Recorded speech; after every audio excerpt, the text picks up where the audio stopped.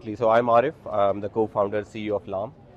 So I spent मैंने तकरीबन अपने 14-15 साल गुजारे थे Microsoft और Facebook, Seattle और Silicon Valley में before moving back to Pakistan and starting Laam. So I think एक जो चीज़ वहाँ पर थी was the essentially the core infrastructure allowed the companies to develop.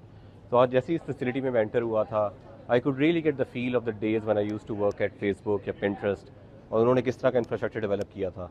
So I think this kind of infrastructure and IT support is really needed for some of the early stage startups and for the growth stage companies to really utilize and get on this accelerated path. So I'm super excited.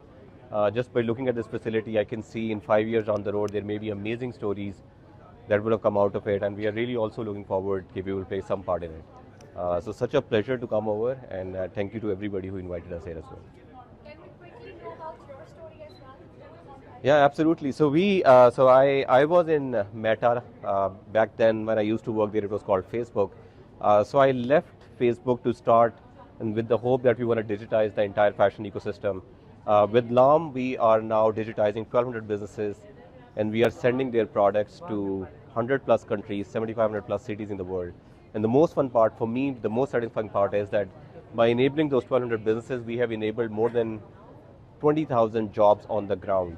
So essentially by this digitization and by building a product, the kind of impact, the kind of phenomena you can create on the ground is, I mean, we are just one example. So that's our story. So we are hoping to be one of the companies that will, inshallah, we end up one of the unicorns from here. But I think that such facilities become the enabler for not only for people like us, but essentially everybody who's thinking about the early ventures, in the growth stage of the venture, or even when they grow up and they wanna take it up beyond the $1 billion stage.